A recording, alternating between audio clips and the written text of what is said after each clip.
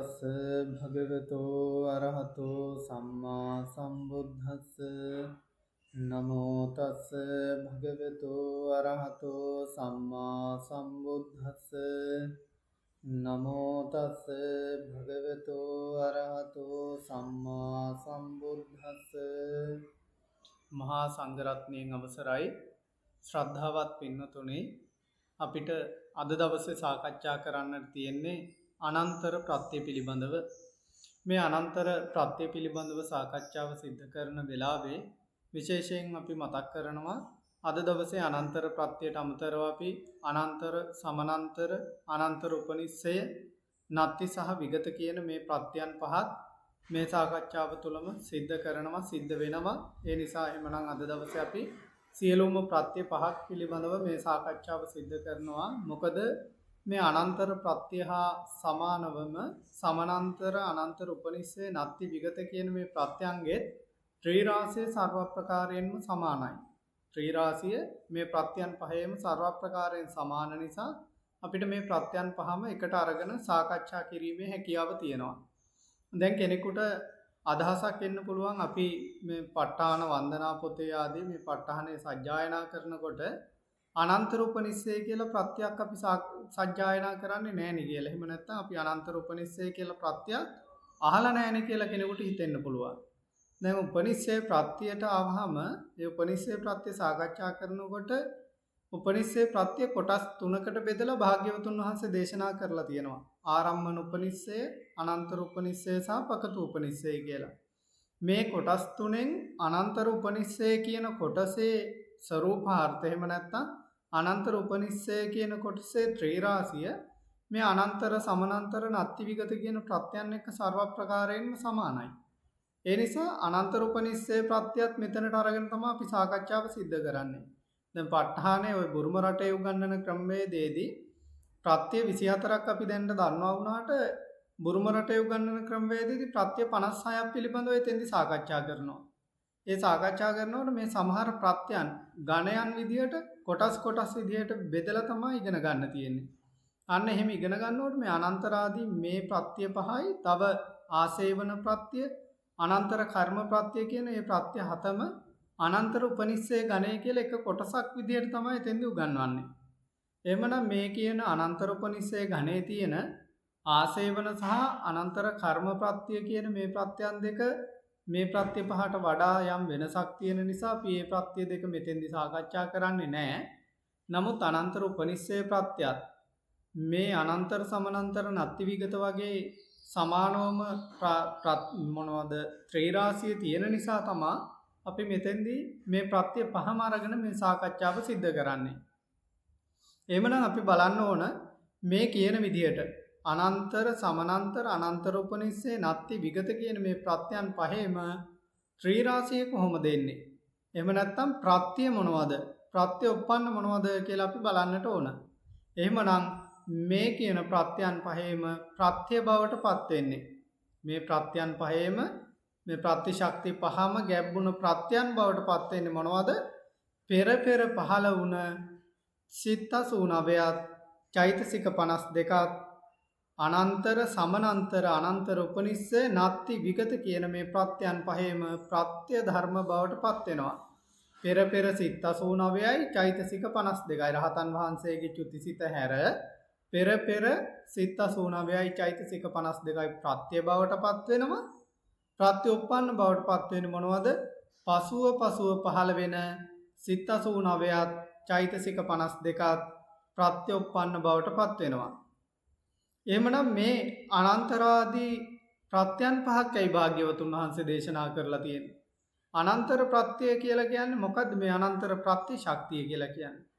අනන්තර ප්‍රත්‍ය ශක්තිය කියලා කියන්නේ පින්නතුනේ పూర్ව වූ සිත විසින්, పూర్වයේ පහළ වුණ සිත විසින් තමාට අනතුරුව පහළ වෙන සිතට අතරක් නැතුව පහළ වෙන්නට ලබා දෙන උපකාරය අනන්තර ප්‍රත්‍ය ශක්තිය කියලා හඳුන්වනවා. పూర్වයේ පහළ වුණ සිත විසින් තමාට අනතුරුව පහළ වෙන සිතට අතරක් නැතුව පහළ වෙන්නට කරන උපකාරය අනන්තර ප්‍රත්‍ය ශක්තිය කියලා හඳුන්වනවා. මෙතන పూర్ව සිත කියලා කිව්වම పూర్ව සිතත්, සම්පයුක්ත චෛතසිකත්, පසුසිත කිව්වහම පසුව පහළ වෙන තමාට අනතුරුව පහළ වෙන සිතටත් චෛතසික ධර්මයන්ටත් අතරක් නැතුව පහළ වෙන්නට කරන උපකාරය අනන්තර ප්‍රත්‍ය ශක්තිය කියලා හඳුන්වනවා. එහෙමනම් සමානන්තර ප්‍රත්‍ය ශක්තිය කියලා කියන්නේ මොකද්ද? මේ සමානන්තර කියන නමින් හැඳින්වුවත් ඒත් අර අනන්තර ප්‍රත්‍ය ශක්තියම තමයි මේ සමානන්තර කියන නමිනුත් හඳුන්වන්නේ. එහෙමනම් භාග්‍යවතුන් වහන්සේ එකම ප්‍රත්‍ය ශක්තිය අනන්තර සහ සමානන්තර කියලායි දෙවිදියකට දේශනා කරේ.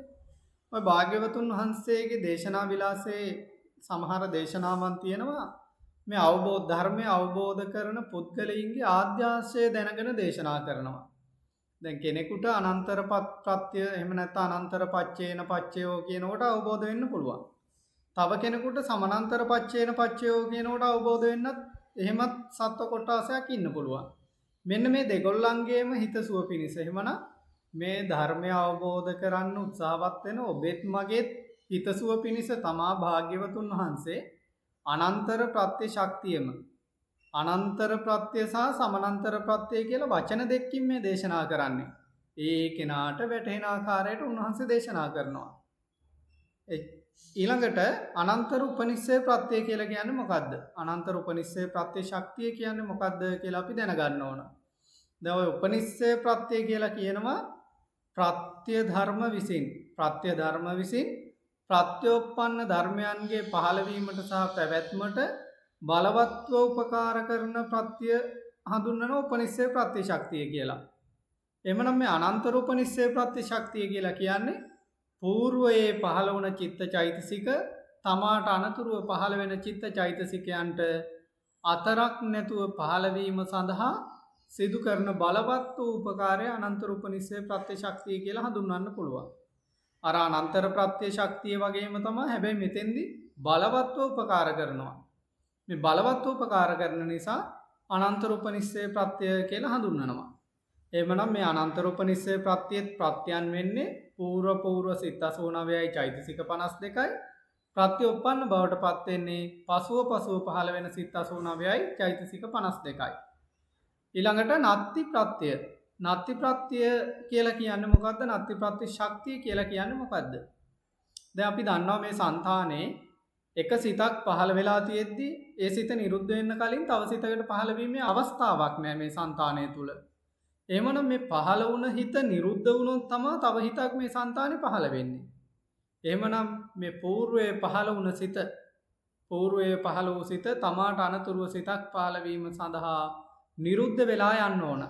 එහෙමනම් මෙන්න මේ නිරුද්ධ වීම වශයෙන් පසුව පහළ වෙන සිතට සහ චෛතසික ධර්මයන්ට උපකාර කරන పూర్ව සිත 89 චෛතසික 52 තියෙන ඒ නිරුද්ධ වී යෑම වශයෙන් කරන උපකාරමේ ශක්තිය හඳුන්වනවා නත්ති ප්‍රත්‍ය ශක්තිය කියලා. එහෙමනම් పూర్වයේ පහළ වුණ චිත්ත චෛතසික නිරුද්ධ වීම වශයෙන් පසුව පහළ වෙන චිත්ත චෛතසිකයන්ට දක්වන දායකත්වය නත්ති ප්‍රත්‍ය ශක්තිය කියලා හඳුන්වනවා. විගත ප්‍රත්‍ය ශක්තිය කියලා කියන්නේ ওই නත්ති ප්‍රත්‍ය ශක්තිය වගේම තමයි විගත කියලා කියනවා අපි ඉවත් කිරීම. එහෙම නැත්නම් පහව යෑම හඳුන්වනවා විගත කියලා. දැන් අර කතාවම තමයි මේ సంతානේ චිත්තයක් පහළ වෙලා තියෙන වෙලාවක චිත්තයක් පවතින වෙලාවක උපාදිතී භංග වශයෙන් තව සිතකට පහළ වෙන්න අවස්ථාවක් නැහැ. එහෙමනම් මේ සිත సంతාණයෙන් ඉවත්ව යෑම වශයෙන් අර නිරුද්ධ වීමම තමයි මේ సంతාණයෙන් ඉවත්ව යෑම වශයෙන් ඊළඟ සිතට එතන පිහිට ගන්නට උපකාර කරන ප්‍රත්‍ය ශක්තිය විගත ප්‍රත්‍ය ශක්තිය කියලා කියනවා. එහෙමනම් දැන් මේ අනන්තර සමානන්තර කියලා කිව්වහම තමාට අනතුරුව පහළ වෙන සිතට අතරක් නැතුව පහළ වෙන්නට කරන උපකාරය අනන්තර ප්‍රත්‍ය ශක්තිය එහෙම නැත්නම් සමානන්තර ප්‍රත්‍ය ශක්තිය කියලා හඳුන්වන්න පුළුවන්. අනන්තර උපනිශ්‍රේ ප්‍රත්‍ය ශක්තිය කියන්නේ තමාට අනතුරුව పూర్ව සිත විසින් තමාට අනතුරුව පහළ වෙන සිතට අතරක් නැතුව පහළ වෙන්නට කරන බලවත් වූ උපකාරය අනන්තර උපනිශ්‍රේ ප්‍රත්‍ය ශක්තිය කියලා හඳුන්වන්නට පුළුවන්. නත්ති ප්‍රත්‍ය ශක්තිය කියලා කියන්නේ මේ సంతානය තුළ ඊළඟ සිතට පහළ වීම සඳහා పూర్ව සිත නිරුද්ධ වී යෑම වශයෙන් දක්වන දායකත්වයේ නත්ති ප්‍රත්‍ය ශක්තිය. විගත ප්‍රත්‍ය ශක්තිය කියලා කියන්නේ මේ సంతානය තුළ තවත් සිතකට ඊළඟ සිතට පහළ වෙන්නට අවශ්‍ය වෙන නිසා ඒ අවශ්‍ය ඉඩ සලසමින් මේ సంతානයෙන් පහව යෑම වශයෙන් ඊළඟ සිතට චෛතසික ධර්මයන්ට දක්වන දායකත්වයේ උපකාරය විගත ප්‍රත්‍ය ශක්තිය කියලා හඳුන්වනවා. ඊළඟට අපි බලන්නට ඕන මේ කිව්ව ප්‍රත්‍යයන් පහේම ප්‍රත්‍යයන් සහ ප්‍රත්‍යෝපන්නයන් අපි දැන් මතක් කරලා අවසానයි. එhmenan මේ අනන්තරාදී ප්‍රත්‍යයන් නිर्देश පාළියේ භාග්‍යවතුන් වහන්සේ දේශනා කරලා තියෙන්නේ කොහොමද කියලා අපි බලන්නට ඕන.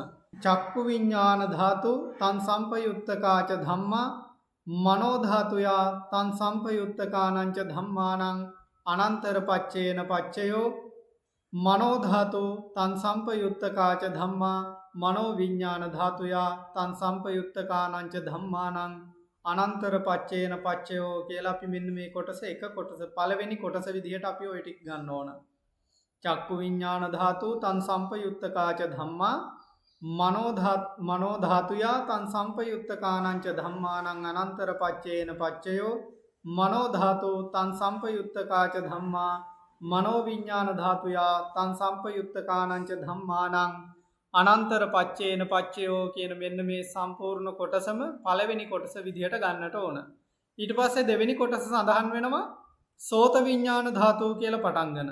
තුන්වෙනි කොටස ගාහන විඥාන ධාතු, හතරවෙනි කොටස ජීවහා විඥාන ධාතු, පස්වෙනි කොටස කාය විඥාන ධාතු කියලා සඳහන් වෙලා තියෙනවා. මෙන්න මේ කොටස් පහම පොදුවේ සාකච්ඡා කරමු අපි.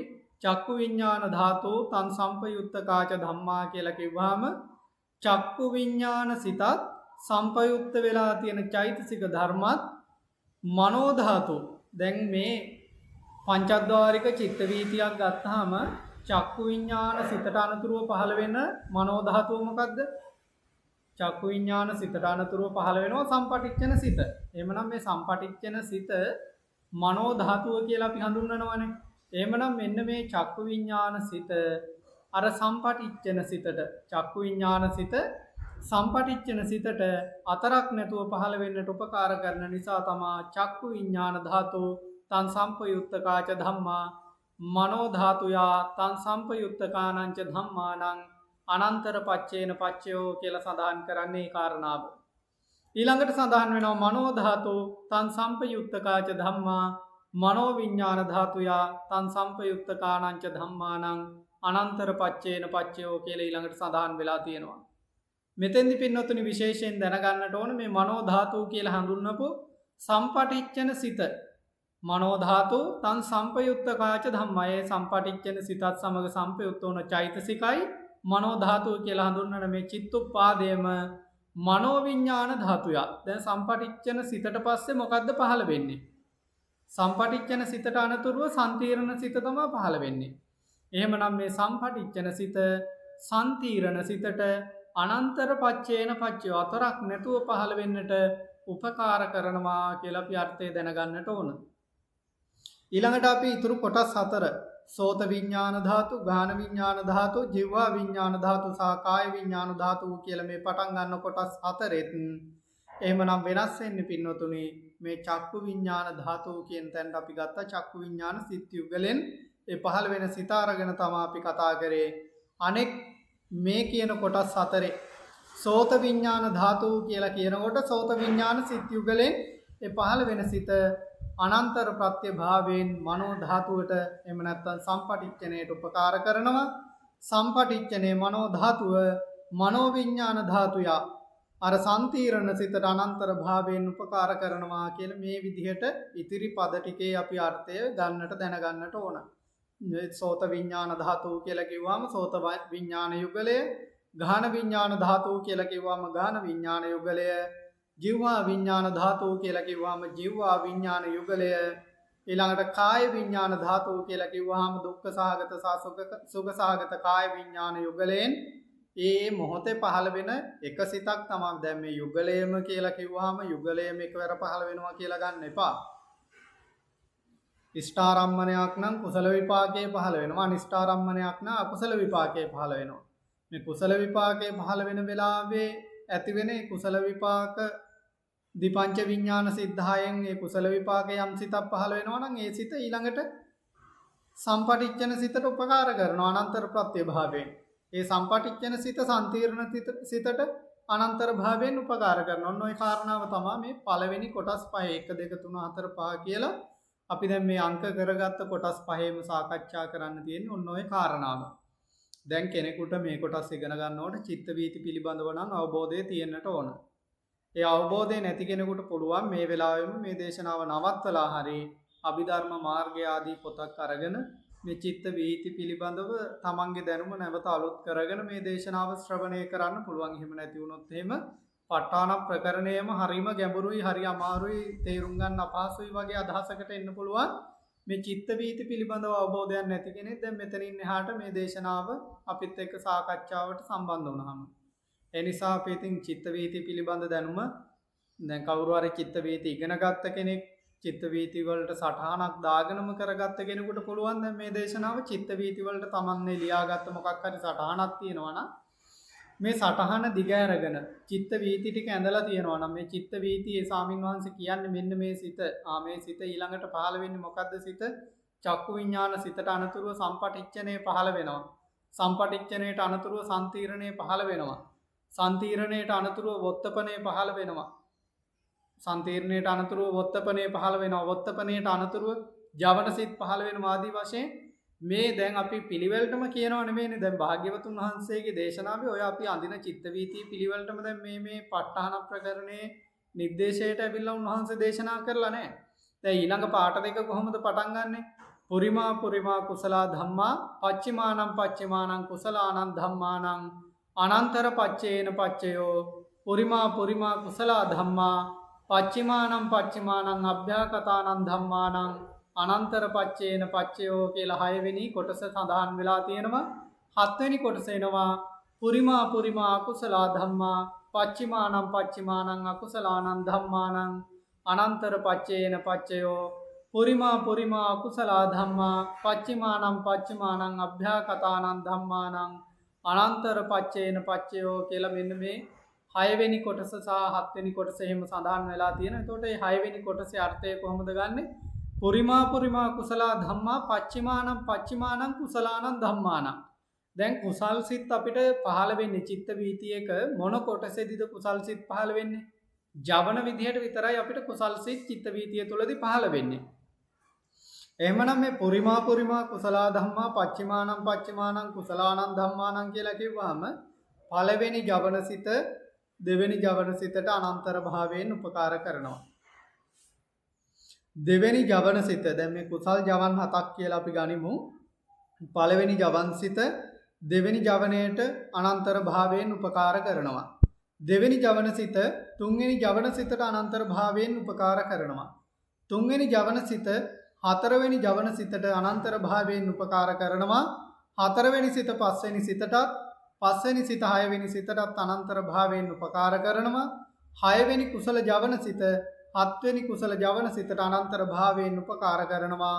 හත්වෙනි කුසල ජවන සිතට අනන්තර භාවයෙන් උපකාර කරන්නට අටවෙනි කුසල සිතක් නැති නිසා මේ පුරිමා කුසලා ධම්මා කියන මුල් කොටසට අයිති වෙන්නේ එහෙමනම් පළවෙනි කුසල ජවන සිතේ සිට හයවෙනි කුසල ජවන සිත දක්වා කුසල ජවන් සිත් 6 තමාට අනතුරුව පහළ වෙන පච්චිමානං කුසලානං ධම්මානං කියලා කිව්වම පළවෙනි සිත දෙවෙනි සිතටයි පටන් ගත්තේ. එහෙමනම් දෙවෙනි ජවන සිතේ සිට දෙවෙනි කුසල ජවන සිතේ සිට හත්වෙනි කුසල ජවන සිත දක්වා මේ සිත් වලට තමාට අනතුරුව පහළ වෙන්නට අර පළවෙනි දෙවෙනි තුන්වෙනි හතරවෙනි පස්වෙනි හයවෙනි සිත් දෙවෙනි තුන්වෙනි හතරවෙනි පස්වෙනි හයවෙනි හත්වෙනි කියන මේ සිත් වලට අනන්තර භාවයෙන් උපකාර කරනවා. ඒක තමයි පුරිමා කුසලා ධම්මා පච්චිමානං කුසලානං ධම්මානං අනන්තර පච්චේන පච්චයෝ කියලා කිව්වේ. ඊළඟට පාඩේ සඳහන් වෙනවා පුරිමා කුසලා ධම්මා පච්චිමානං අකුසල අභ්‍යාකතානං ධම්මානං අනන්තර පච්චේන පච්චයෝ කියලා. පුරිමා කුසලා ධම්මා පච්චිමානං අභ්‍යාකතානං ධම්මානං අනන්තර පච්චේන පච්චයෝ කියලා ඊළඟට සඳහන් වෙලා තියෙනවා. එහෙමනම් මේ පුරිමා කුසලා ධම්මා කියලා කියන්නේ හත්වෙනි ජවන් සිත හත්වෙනි කුසල ජවන් සිත පච්චිමානං අභ්‍යාකතානං ධම්මානං. දැන් මේ තදාරම්මන පහළ වෙන අතිමහන්තාරම්මන වීතියක නම් මේ හත්වෙනි කුසල ජවන සිත තමාට අනතුරුව පහළ වෙන්නට පුළුවන් ඒ යම් තදාරම්මන සිතක් තියෙනවද? අන්නේ පළවෙනි තදාරම්මන සිතට කරන උපකාරය අනන්තර භාවයෙන් සිද්ධ කරන උපකාරය තමයි මෙතන දේශනා කරන්නේ. තදාරම්මන වීතියක් නොවි මේක අතිමහන්තාරම්මන වීතියක් නොවි භවාංග පතනය වෙන වීතියක් නම් මේක අර හත්වෙනි කුසල ජවන සිත තමාට අනතුරුව පහළ වෙන මේ පළවෙනි භවාංගයට පළවෙනි භවාංගය කියලා කියන්නේ මේ චිත්ත වීතිය සිඳුනයින් පස්සේ පහළ වෙන පළවෙනි භවාංගයට අනන්තර භාවයෙන් අර හත්වෙනි කුසල සිත දක්වන දායකත්වය මේ පුරිමා කුසල ධම්මා පච්චිමානං අභ්‍යාකතානං ධම්මානං අනන්තර පච්චේන පච්චයෝ කියන මේ පාඩය ඇතුලෙන් අපිට බලන්නට පුළුවන්. ඊළඟට 8 වෙනි කොටස 7 වෙනි කොටස සඳහන් වෙන්නේ පුරිමා කුසල ධම්මා පච්චිමානං අකුසලානං ධම්මානං අනන්තර පච්චේන පච්චයෝ පුරිමා කුසල ධම්මා පච්චිමානං අභ්‍යාකතානං ධම්මානං අනන්තර පච්චේන පච්චයෝ. දැන් අර කුසල කොටසේ කිව්වා වගේම තමයි අකුසල් පහළ වෙන්නෙත් අපේ මේ సంతානි ජවන භාවයෙන් විතරයි. එහෙමනම් පුරිමා අකුසල ධම්මා කියලා කිව්වම පළවෙනි අකුසල් සිත දෙවෙනි අකුසල් සිතට පච්චිමානං අකුසලානං ධම්මානං කියලා කිව්වම දෙවෙනි අකුසල් සිත පුරිමා අකුසල ධම්මා පළවෙනි අකුසල් සිත පච්චිමානං අකුසලානං ධම්මානං දෙවෙනි අකුසල් සිතට අනන්තර පච්චේන පච්චයෝ ආයෙත් පුරිමා අකුසල ධම්මා දෙවෙනි ජවන සිත දෙවෙනි අකුසල ජවන සිත පච්චිමානං අකුසලානං ධම්මානං තුන්වෙනි අකුසල ජවන සිතට අනන්තර පච්චේන පච්චයෝ අනන්තර ප්‍රත්‍ය භාවයෙන් උපකාර කරනවා. දැන් ওই විදිහට පළවෙනි සිත දෙවෙනි සිතට දෙවෙනි සිත තුන්වෙනි සිතට තුන්වෙනි සිත හතරවෙනි සිතට හතර පහට පස්වෙනි සිත හයවෙනි සිතට හයවෙනි සිත හත්වෙනි අකුසල සිතට අනන්තර භාවයෙන් අකුසල් මේ සිත්වල අනන්තර ප්‍රත්‍ය භාවය විහිදීගෙන යනවා. එතකොට හත්වෙනි අකුසල සිතට අනතුරුව පහළ වෙන්නේ තදාරම්මන සිතක් හෝ භවාංග සිතක් විතරයි. එහෙමනම් මේ තදාරම්මනයක් පහළ වෙනවා නම් ඒ තදාරම්මන සිතට භවාංගයක් පහළ වෙනවා නම් ඒ පහළ වෙන පළවෙනි භවාංග සිතට මේ හත්වෙනි ජවන සිත අනන්තර ප්‍රත්‍ය භාවයෙන් උපකාර වීම තමයි පුරිමා කුසල ධම්මා පච්චිමානං අභ්‍යාකතානං ධම්මානං අනන්තර පච්චේන පච්චයෝ කියලා ඒ පාඩේ යටින්ම සඳහන් වෙලා තියෙන්නේ. හොඳයි ඊළඟ කොටස සඳහන් වෙලා තියෙන්නේ කොහොමද? පුරිමා අභ්‍යාකතා ධම්මා පච්චිමානං අභ්‍යාකතානං ධම්මානං අනන්තර පච්චේන පච්චයෝ. දැන් මෙතෙන් ආපුවාම ලොකු විස්තරයක් කියන්නට වෙනවා. දැන් අපි අර චිත්ත වීතිවල චක්කු විඥාන සිත් යුගල සම්පටිච්ඡනයට උපකාර කරනවා කිව්වා, සම්පටිච්ඡනය සම්තිරණයට උපකාර කරනවා කිව්වා. ඊට පස්සේ අපි කෙලින්ම ජවන් වලට ඇවිල්ලා ජවන් වල තියෙන සම්බන්ධතාවය තමයි කතා කරගෙන ගියේ. එතකොට අපිට එතෙන්දි කතා කරන්න බැරි වුණා මේ සම්තිරණ සිත මනෝද්වාරා වර්ජන සිතට කොහොමද උපකාර කරන්නේ? පුරිමා අභ්‍යාකතා ධම්මා කියලා කිව්වම මේ සම්තිරණ සිත කියලා කියන්නේ කුසල විපාක සිත් සම්තිරණ භාවයෙන් පහළ වෙන කුසල හෝ අකුසල විපාක සිත් තමයි මේ සම්තිරණ භාවයෙන් පහළ වෙන්නේ. එතකොට මේ කුසල හෝ අකුසල වේවා ඒ විපාක සිත් සියල්ලම ක්‍රියාසිත සියල්ලම විපාක සහ ක්‍රියාසිත සියල්ලම අභ්‍යාකත ධර්ම කියලා අපි හඳුන්වනවා. එතකොට මේ සම්තිරණ සිත එහෙමනම් විපාක සිතක් ඒක අභ්‍යාකත ධර්මයක් මනෝද්වාරා වර්ජනය එහෙම නැත්නම් වොත්තපණය කියලා කියන්නේ ක්‍රියාසිතක් ඒකත් අභ්‍යාකත ධර්මයක්. එහෙමනම් අන්න අර සම්තිරණ සිත මනෝද්වාරා වර්ජනයට උපකාර කිරීම අපිට පුරිමා අභ්‍යාකතා ධම්මා පච්චිමානං අභ්‍යාකතානං ධම්මානං අනන්තර පච්චේන පච්චයෝ කියනකොට එතනින් බලා ගන්න පුළුවන්. ඒ පාඩය ඇතුළෙම තවත් කාරණාවක් තියෙනවා. දැන් මේ චිත්ත වීතිය රහතන් වහන්සේ නමකට පහළ වෙන චිත්ත වීතියක් කියලා හිතමු. රහතන් වහන්සේ නමක් රූපයක් දකින්න වෙලාවක පහළ වෙන චිත්ත වීතියක් නම් වොත්තපණයෙන් අනතුරුව උන්වහන්සේගේ ජවන භාවයෙන් පහළ වෙන්නේ මොනවද? ක්‍රියාසිත තමයි පහළ වෙන්න අවස්ථාව තියෙන්නේ. ක්‍රියාසිත තමයි ජවන භාවයෙන් මේ වෙලාවේ උන්වහන්සේට පහළ වෙන්නේ. එහෙමනම් අර වොත්තපණය කියලා කියන්නේ ක්‍රියාසිතක්. වොත්තපණයෙන් අනතුරුව ජවන භාවයෙන් මේ කාමාවචර ක්‍රියාසිත මොනවා හරි මහා ක්‍රියාසිත වලින් එක සිතක් පහළ වෙන වෙලාවේ අර මනෝද්වාරා වර්ජනය තමන්ට අනතුරුව පළවෙනි ජවන සිතට දක්වන උපකාරයත් පුරිමා අභ්‍යාකතා ධම්මා පච්චිමානං අභ්‍යාකතානං ධම්මානං අනන්තර පච්චේන පච්චයෝ කියන මේ පාඩය ඇතුලේ බලන්නට පුළුවන්. ඊට පස්සේ මේ ජවන අතරේ ක්‍රියා ජවන අතරේ සිද්ධ වෙන ක්‍රියාවලියත් ක්‍රියාසිත සියල්ලම අභ්‍යාකත ධර්ම.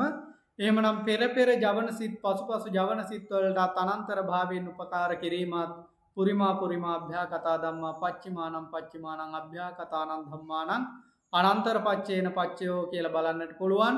හත්වෙනි ජවන සිත ඊළඟට පහළ වෙන තදාරම්මනෝ භවංග වලට දක්වන දායකත්වයක්. එහෙමනම් මේ පුරිමා පුරිමා අභ්‍යාකතා ධම්මා පච්චිමානං පච්චිමානං අභ්‍යාකතානං ධම්මානං අනන්තර පච්චේන පච්චයෝම තමයි. යම් කෙනෙකුට තදාරම්මනයක් රාතන් වහන්සේගෙම නෙවෙයි, දැන් ඕනම කෙනෙකුගේ තදාරම්මනයක් පහළ වෙන අවස්ථාවක නම් පළවෙනි තදාරම්මන සිත දෙවෙනි තදාරම්මන සිතට දක්වන දායකත්වය.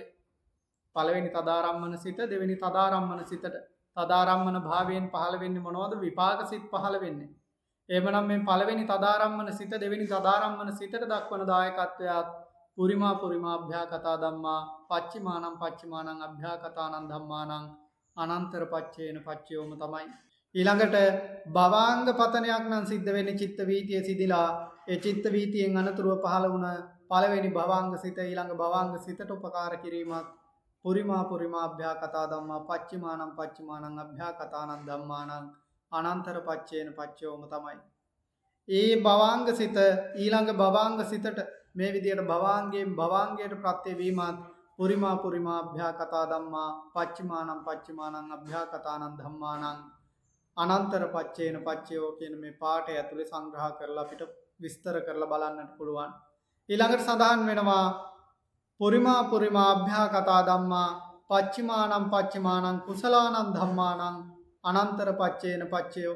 දැන් අපි රහතන් වහන්සේගේ චිත්ත වීතියක කතා කරා වොත්තපන සිත ජවනයන්ට උපකාර කිරීම පුරිමා පුරිමා අභ්‍යාකතා ධම්මා පච්චිමානං පච්චිමානං අභ්‍යාකතානං ධම්මානං කියලා විස්තර කරලා දුන්නා. එහෙමනම් දැන් මේ සාමාන්‍ය කෙනෙකුට සාමාන්‍ය පුද්ගලයෙකුට සෛක්‍ය ඒ කියන්නේ පහළ පළතුනේ ඉන්න පුද්ගලයෙකුට හෝ පෘථග්ජනයෙකුට මේ චිත්ත වීතියක් ඇති වෙන වෙලාවේ මනෝද්වාරා වර්ජනය ජවන සිත්වලට එහෙම නැත්නම් වොත්තපන සිත ජවන සිත්වලට දක්වන දායකත්වයේ කුසල ජවන නම් පහළ වෙන්නේ පුරිමා පුරිමා අභ්‍යාකතා ධම්මා කිව්වහම අර වොත්තපන සිත එහෙම නැත්නම් මනෝද්වාරා වර්ජන සිත පච්චිමානං පච්චිමානං කුසලානං ධම්මානං තමාට අනතුරුව පහළ වෙන පළවෙනි කුසල ජවන සිතට අනන්තර පච්චේන පච්චයෝ අනන්තර පච්චේන පච්චයෝ. ඊළඟට සඳහන් වෙනවා පුරිමා පුරිමා අභ්‍යාකතා ධම්මා පච්චිමානං පච්චිමානං අකුසලානං ධම්මානං අනන්තර පච්චේන පච්චයෝ. අර පෙර පහළ වුණ වොත්තපනේ හෝ මනෝද්වාරා වර්ජන සිත තමාට අනතුරුව පහළ වන පළවෙනි අකුසල ජවන සිතට අනන්තර ප්‍රත්‍ය භාවයෙන් උපකාරය ලබා දෙනවා කියලා අපි එතනත් අර්ථය දැනගන්නට ඕන. ඊළඟට කොහොමද සඳහන් වෙලා තියෙන්නේ යේසං ධම්මානං අනන්තරා යේ ධම්මා uppajjanti චිත්ත චේතසිකා ධම්මා තේසං තේ ධම්මා තේසං ධම්මානං අනන්තර පච්චේන පච්චයෝ කියලා සඳහන් වෙනවා. යේසං ධම්මානං අනන්තරා යේ ධම්මා uppajjanti චිත්ත චේතසිකා ධම්මා ඒ ධර්මයන්ට අනතුරුව යම් ධර්මයන්ට අනතුරුව යම් චිත්තචෛතසික ධර්මයෝ පහළ වෙනවද? ඒ පෙර පහළ වුණ චිත්තචෛතසික ධර්ම අර පසු පහළ වුණ චිත්තචෛතසික ධර්මයන්ට අනන්තර ප්‍රත්‍ය භාවයෙන් උපකාර කරනවා කියලා මෙතන අර්ථය අපි ගන්නට ඕන. එතෙන්දි පින්නතුනි අපිට මේක දීර්ඝ වශයෙන් මේ ස්වරූපාර්ථ කතා කරන්න පුළුවන් පාඩයකට තමයි මේ අපි ආවේ. මෙතෙන්දි අපිට හිතන්න පුළුවන් දැන් යම් කෙනෙක් ප්‍රතිසන්දියක් ගන්න වෙලාවක ප්‍රතිසන්දිසිත කීයක් තියෙනවද? ප්‍රතිසන්දිසිත 19ක් තියෙනවා. දැන් අපි එකින් එක මේවා විස්තර කර යන්නේ නැහැ. වෙලාව ඉතුරු කර ගන්නටත් ඕන. වෙලාව පිළිබඳව සැලකිලිමත් වෙන්නටත් ඕන නිසා මේ සියල්ල අපි එකින් එක විස්තර කරන්නේ නැහැ. දැන් අපි කලින් ඉගෙනගත්ත අභිධර්ම දැනුම අලුත් කර තමයි මේ ගමන යන්නට වෙන්නේ. එහෙමනම් යම් කෙනෙකුට මේ සසර ගමනේ යන කෙනෙකුට ප්‍රතිසන්දියක් ගන්න පුළුවන් විදිහේ සිත් 19ක් තියෙනවා. මෙන්න මේ මොනම සිතකින් හෝ ප්‍රතිසන්දියක් ගත්ත කෙනාගේ මේ ප්‍රතිසන්දි සිත අනන්තර භාවයෙන් අර යේසං ධම්මානං අනන්තරා යේ ධම්මා uppajjanti චිත්ත චේතසිකා ධම්මා. ප්‍රතිසන්දියට අනතුරුව මොකද්ද පහළ වෙන්නේ? ඕනම කෙනෙකුට ප්‍රතිසන්දියට අනතුරුව භවාංගයක් පහළ වෙනවා. එහෙමනම් අර ප්‍රතිසන්දි සිත භවාංග සිතට අනන්තර ප්‍රත්‍ය භාවයෙන් උපකාර කරනවා. මේ භවයේ පහළ වෙන පළවෙනි භවාංග සිතට ප්‍රතිසන්දි සිත අනන්තර භාවයෙන් උපකාර කරනවා. ඒ පළවෙනි භවාංග සිත දෙවෙනි භවාංග සිතට අනන්තර භාවයෙන් උපකාර කරනවා. මේ විදිහට භවාංග සිතක් පෙර පෙර සිත් පසුපසු සිත් වලට පිළිවෙලින් උපකාර කරගෙන යනකොට ඔන්න මේ සත්වයාගේ චක්කු ප්‍රසාදයට රූපයක් ආපాతගත වෙනවා. වර්ණ රූපයක් චක්කු ප්‍රසාදේ ආපాతගත වෙනවා. එතකොට මොකද වෙන්නේ? අර භවාංග සම්තතිය සිඳිලා යනවනේ. කොහොමද වෙන්නේ? අතීත භවාංග, භවංග උපච්ඡේද, අතීත භවාංග, භවංග චලන, භවංග උපච්ඡේද වෙලා පංචද්වාරා වර්ජනයක් පහළ වෙනවා. දැන් මේ අතීත භවාංග කියලා කියන්නේ වෙනම දෙයක්ද? නෑනේ. අර කිව්ව අර ආව භවාංග සම්තතියටම අයිති සිතක්ම තමයි මේ අතීත භවාංග කියලා හඳුන්වන්නේ. එහෙමනම් අතීත භවාංගයට පෙර පහළ වුණ භවාංග සිත අතීත භවාංග සිතට අනන්තර භාවයෙන් උපකාර කරනවා. මේ අතීත භවාංග සිත භවංග චලන සිතට අනන්තර භාවයෙන් උපකාර කරනවා. එතකොට මේ භවංග චලන සිත භවංග උපච්ඡේද සිතට අනන්තර භාවයෙන් උපකාර කරනවා. භවංග උපච්ඡේද සිත පංචද්වාරා වර්ජන සිතට අනන්තර භාවයෙන් උපකාර කරනවා.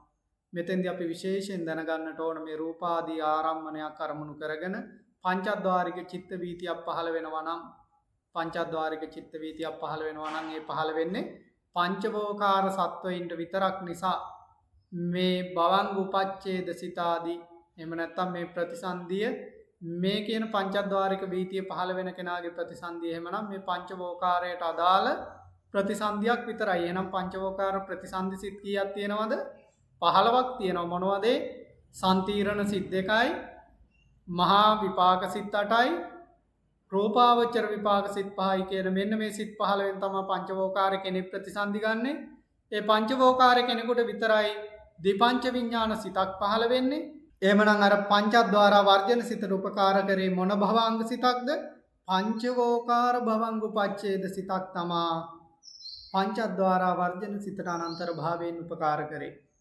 දැන් මේ පංචවෝකාර සත්වයකට මනෝද්වාරික චිත්ත වීතියක් ඇති වෙනවා නම් අර කිව්ව පංචවෝකාර භවාංග සිත අනන්තර භාවයෙන් මනෝද්වාරා වර්ජනයට තමයි උපකාර කරන්නේ. එහෙමනම් මේ පංචවෝකාර භවාංග 15 අනන්තර භාවයෙන් උපකාර කරන්නෙම පංචද්වාරා වර්ජනයට සහ මනෝද්වාරා වර්ජනයට කියලා අපි දැනගන්නට ඕන. පංචද්වාරා වර්ජනයට සහ මනෝද්වාරා වර්ජනයට තමයි පංචවෝකාර භවංග උපච්ඡේද අනන්තර ප්‍රත්‍යභාවයෙන් උපකාර කරන්නේ. එතකොට අරූපයේ තියෙනවා භවංග සිත් 4ක්. අරූප ප්‍රතිසන්දි සිත් 4 භවංග භාවයෙන් ඒ ප්‍රතිසන්දියට අදාළ භවංග පහළ වෙනකොට ඒ භවංග උපච්ඡේදය මොකටද අනන්තර භාවයෙන් උපකාර කරන්නේ? මේ අරූප භවංග උපච්ඡේදය අනන්තර භාවයෙන් උපකාර කරන්නෙම මනෝද්වාරා වර්ජන සිතට විතරයි. මොකද අරූපයේ පංචද්වාරික වීති පහළ වෙන්නේ නැති නිසා. හරි, කොහොම වුණත් දැන් මේ රූපයක් ආපాతගත වුණාට පස්සේ අන්න පංචවෝකාර භවංග උපච්ඡේදය පංචද්වාරා වර්ජන සිතට අනන්තර භාවයෙන් උපකාර කරා. ඒ පංචද්වාරා වර්ජනය චක්කු විඥාන සිතට අනන්තර ප්‍රත්‍යභාවයෙන් උපකාර කරා. චක්කු විඥාන සිත සම්පටිච්ඡනයට, සම්පටිච්ඡනය සම්තිරණයට, සම්තිරණය පළවෙනි වොත්තපනයට, පළවෙනි වොත්තපනය දෙවෙනි වොත්තපනයට, දෙවෙනි වොත්තපන සිත තුන්වෙනි වොත්තපන සිතට, තුන්වෙනි වොත්තපන සිත නැවත පහළ වෙන භවාංග සිතට අනන්තර භාවයෙන් උපකාරය ලබා දෙනවා.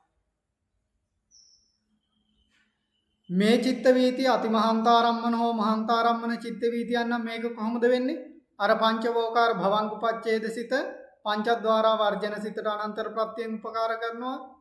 මේ පංචද්වාරා වර්ජන සිත දීපංච විඥාන අතරින් ඒ චක්කු විඥාන සිතට, චක්කු විඥාන සිත සම්පටිච්ඡනයට, සම්පටිච්ඡනයේ සම්තිරණයට, සම්තිරණයේ වොත්තපනයට, වොත්තපනයේ පළවෙනි ජවනයට, එතනින් අනතුරුව පළවෙනි ජවනයේ දෙවෙනි ජවනයට ආදී වශයෙන් 6 වෙනි ජවනය 7 වෙනි ජවනයට උපකාර කරනවා.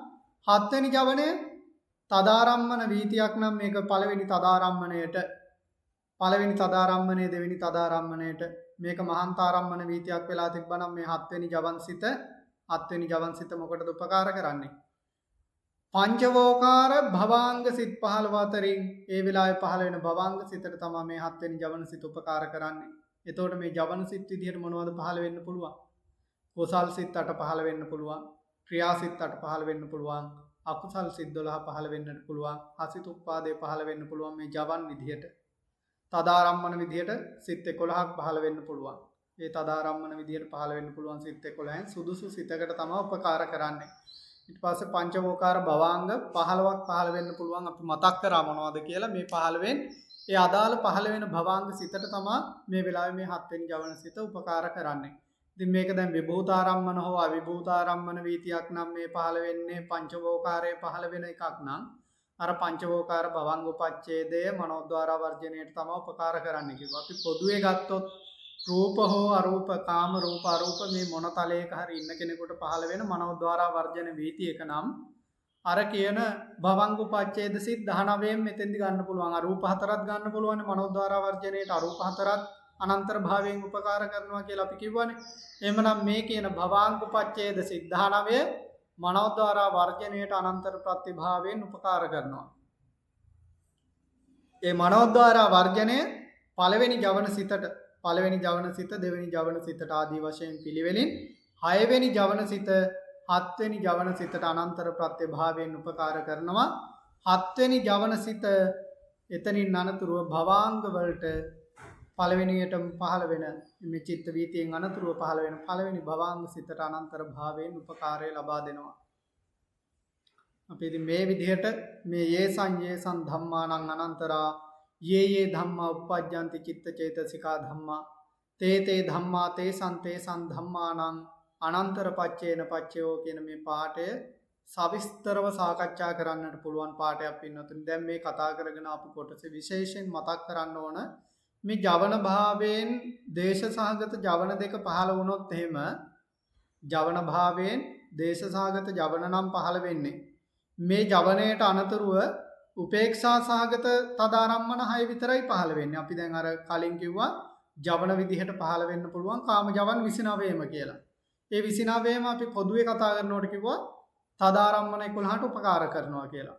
නමුත් මේක විශේෂයෙන් අපි දැනගන්න ඕන කාරණාව තමයි යම් කෙනෙකුට දේශ ජවනයක් ඇති වුණොත් ඒ 7 වෙනි දේශ ජවන සිතෙන් අනතුරුව තදාරම්මන වීතියක නම් පහළ වෙන්නේ උපේක්ෂා සහගත තදාරම්මන 6 විතරයි. භවාංග පතනය නම් සිද්ධ වෙන්නේ ඒ පතනය වෙන්නට පුළුවන්නේ උපේක්ෂා භවාංග සිත් 6 විතරයි. එතකොට මේ හසිතුප්පාදය පහළ වුණ කෙනෙකුට නම් රාතන් වහන්සේ නමකට හසිතුප්පාදයක් ඇති වුණ අවස්ථාවක නම් 7 වෙනි හසිතුප්පාද ජවනයෙන් අනතුරුව සෝමනස්ස සහගත තදාරම්මන සිත් 5 තමයි තදාරම්මන භාවයෙන් පහළ වෙනවා නම් පහළ වෙන්නෙම.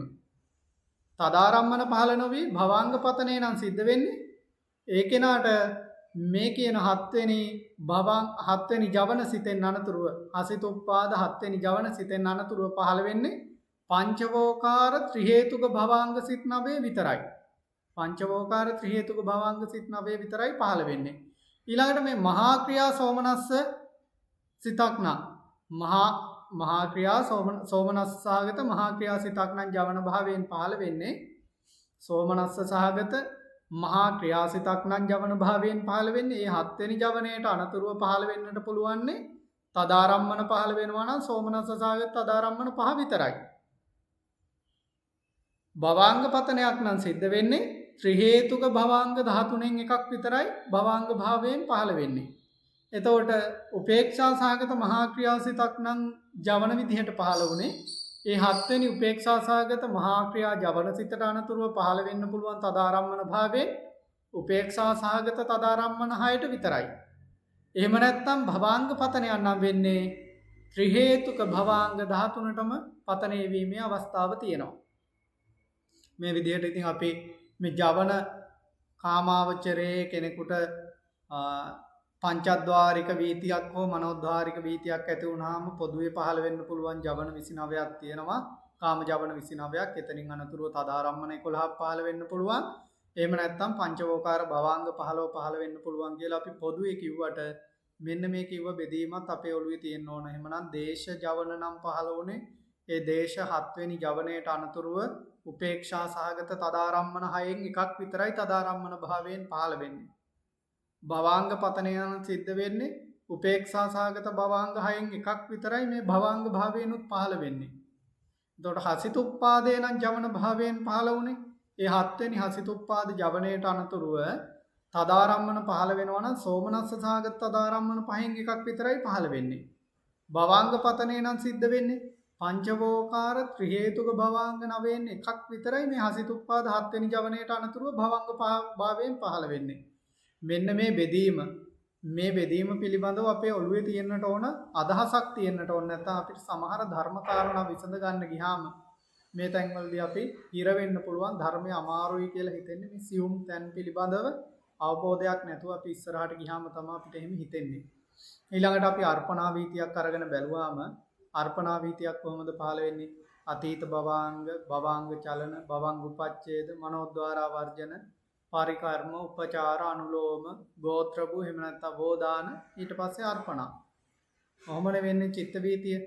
දැන් මේකෙත් අර අපි දැන් කියාන යන්නේ නැහැ අතීත භවාංග චලනයේට භවංග උපච්ඡේදයට කියලා ඒ ටික දැන් ආයි විස්තර කරන්න දෙයක් නැහැ. මේ මනෝද්වාරා වර්ජණයෙන් අනතුරුව පරිකර්ම, උපචාර, අනුලෝම, ගෝත්‍රභූ කියලා පහළ වෙන්න පුළුවන් මොනවද? මේ කියන විදිහට පහළ වෙන්නට පුළුවන්නෙම සෝමනස්ස සාගත ඥාන සම්පයුක්ත සංකාරික සිත් සහ උපේක්ෂා සාගත ඥාන සම්පයුක්ත සංකාරික සසංකාරික සෝමනස්ස සාගත ඥාන සම්පයුක්ත සංකාරික සසංකාරික සිත් යුගලත් උපේක්ෂා සාගත ඥාන සම්පයුක්ත සංකාරික සසංකාරික සිත් යුගලත් තමයි පරිකර්ම උපචාර අනුලෝම ගෝත්‍ර භූවෝදාන කියලා පොදුවේ කෙනෙකුට පහළ වෙන්නට හැකියාව තියෙන්නේ. එතකොට යම් කෙනෙක් මේ අර්පණාව විදිහට ප්‍රථම ධානය හෝ ဒုတိ ය ධානය, තතිය ධානය, චතුර්ථ ධානය කියන මේ ධාන හතරෙන් එකක් නම් අර්පණා භාවයෙන් මේ වෙලාවේ අර්පණා චිත්තේ විදිහට පහළ වෙන්නේ කෙනෙකුට. ඒ කෙනාට අනිවාර්යෙන්ම එහෙමනම් මේ පරිකර්ම උපචාර අනුලෝම ගෝත්‍ර භූවෝදාන විදිහට පහළ වෙන්නෙම සෝමනස්ස සාගත ඥාන සම්පයුක්ත අසංකාරික හෝ සසංකාරික කියන සිත් දෙකෙන් එකක් විතරයි. එහෙමනම් මේ පඨම ධානාදී පඨම, ဒုတိ ය, තතිය, චතුර්ථ කියන මේ ධාන සිතක් පහළ වෙන අවස්ථාවක ඔන්න ඔය ධාන සිතට අනන්තර ප්‍රත්‍යභාවයෙන් උපකාර කරන්නෙම සෝමනස්ස සහගත ඥාන සම්පයුක්ත අසංකාරිකෝ සසංකාරික සිත පරිකර්ම උපචාර අනුලෝම ගෝත්‍ර භූවෝදාන විදියට පහළ වෙන මෙන්න මේ සිත් දෙකෙන් එක සිතක් තමා පඨම, ဒုတိ ය, තතිය, චතුර්ථ කියන මේ ධාන සිත් හතරට අනන්තර ප්‍රත්‍යභාවයෙන් උපකාරය ලබා දෙන්නේ. එතකොට යම් කෙනෙකුට පංචම ධානයක් හෝ එහෙම නැත්නම් මේ වෙන විදිහකට කිව්වොත් පංචම ධාන කුසල සිතක් එහෙම නැත්නම් මහග්ගත උපේක්ෂා කුසල් සිත් කීයක් තියෙනවද? 5ක් තියෙනවා. පස්වෙනි රූපාවචර ධාන සිත තියෙනවා. ඊට අමතරව අරූපාවචර ධාන හතරමත් අපි උපේක්ෂා සහගත විදිහට තමයි හඳුන්වන්නේ.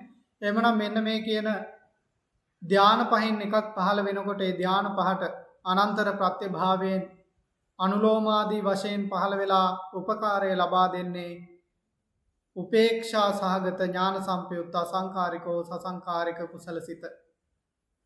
උපේක්ෂා සහගත ඥාන සම්පයුක්ත අසංකාරිකෝ සසංකාරික කුසල සිත තමයි එතෙන්දී උපකාරය ලබා දෙන්නේ. එතකොට යම් කෙනෙක් සෝවාන් ආදී මාර්ග සිතක් උපදවනවා නම් මේ සෝමනස්ස සහගත මාර්ග සිත් 16න් එකක් පහළ වෙන අවස්ථාවේ ඔය කිව්ව විදිහේම සෝමනස්ස සහගත ඥාන සම්පයුක්ත අසංකාරික හෝ සසංකාරික සිතක් තමයි අනන්තර ප්‍රත්‍යභාවයෙන් මේ සෝමනස්ස සහගත මාර්ග සිත් 16ක් පහළ වෙන්න පුළුවන්. පඨම ධාන සෝවාන් සිත, ဒုတိ ය ධාන සෝවාන් සිත, තතිය ධාන සෝවාන් සිත, චතුර්ථ ධාන සෝවාන් සිත.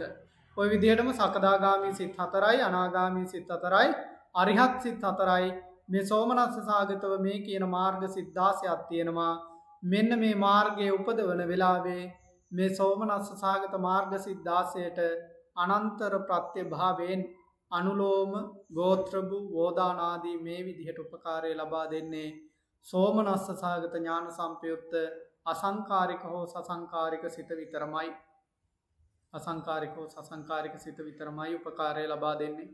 එතකොට යම් කෙනෙක් උපේක්ෂා සහගත මාර්ග හතරෙන් එකක් වඩනවා නම් පංචම ධාන සෝවාන් සිත, පංචම ධාන සකදාගාමී සිත, පංචම ධාන අනාගාමී සිත හෝ පංචම ධාන අරිහත් සිත උපදවන අවස්ථාවක මේ කියන පංචම ධාන මාර්ග සිතට අනන්තර භාවයෙන් උපකාරය ලබා දෙන උපේක්ෂා සහගත ඥාන සම්පයුක්ත අසංකාරික හෝ සසංකාරික සිත් දෙකෙන් එකක් තමයි අනුලෝම ගෝත්‍ර භූවෝදාන විදියට අනන්තර භාවයෙන් උපකාරය ලබා දෙන්නේ.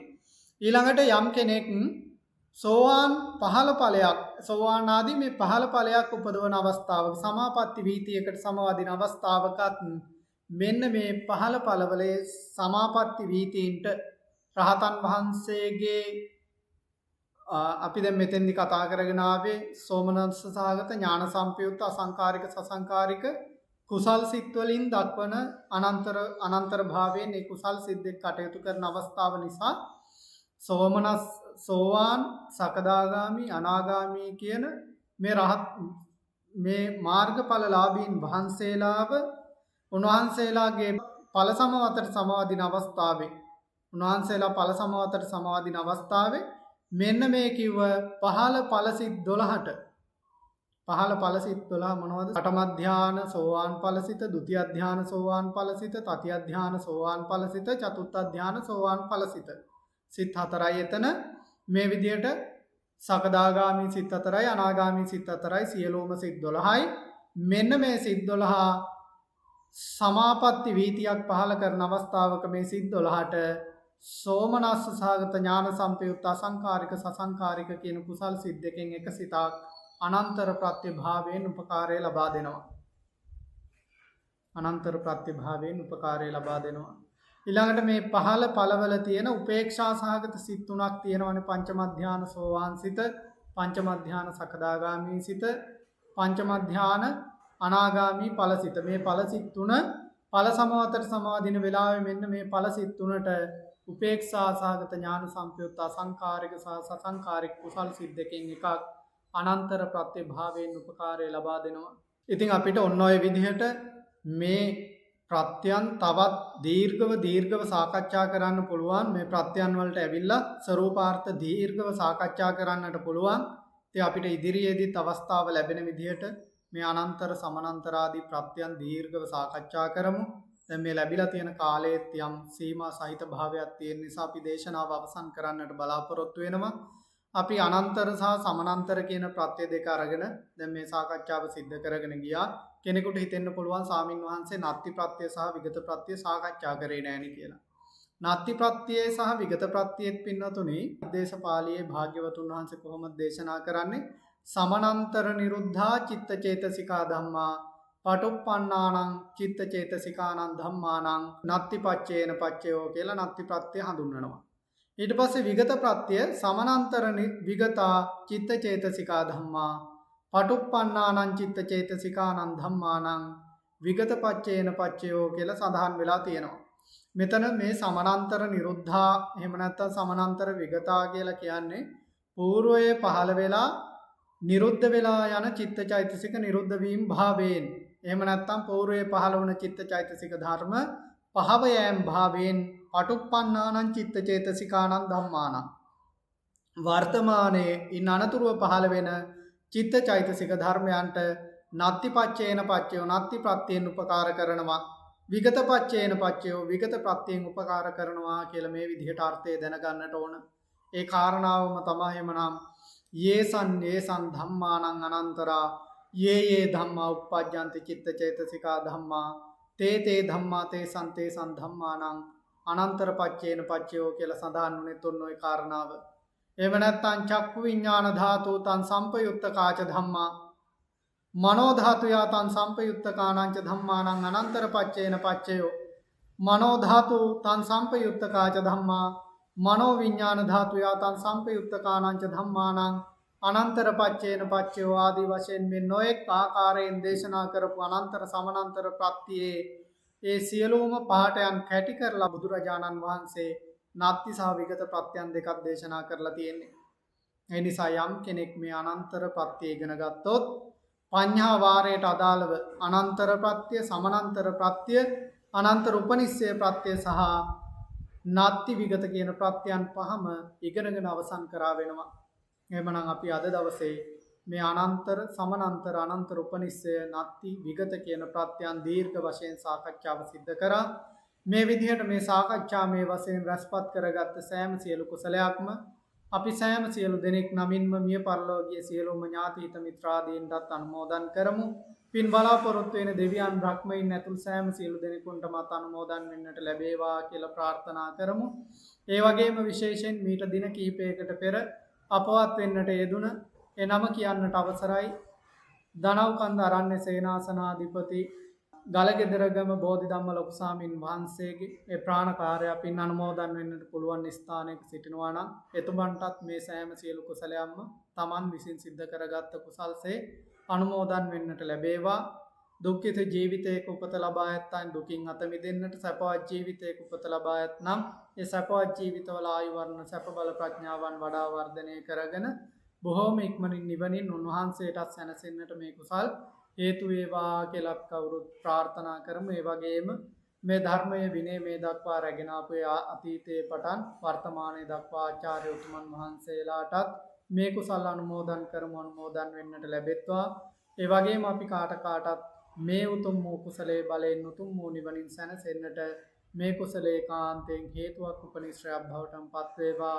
මේ සකල විද පුණ්‍ය සම්භාර ශක්තියේ බලයෙන් බුද්ධ ශාසනය චිරාත් කාලයක් ලංකාදීපේ වැජබේවා කියලා ප්‍රාර්ථනා කරමින් අපි දේශනාව අවසන් කරමු. සෑම සියලු දෙනෙකුටම උතුම් තුනුරුවනේ ආශිර්වාදය ලැබේවා. තෙරුවන් සරණයි.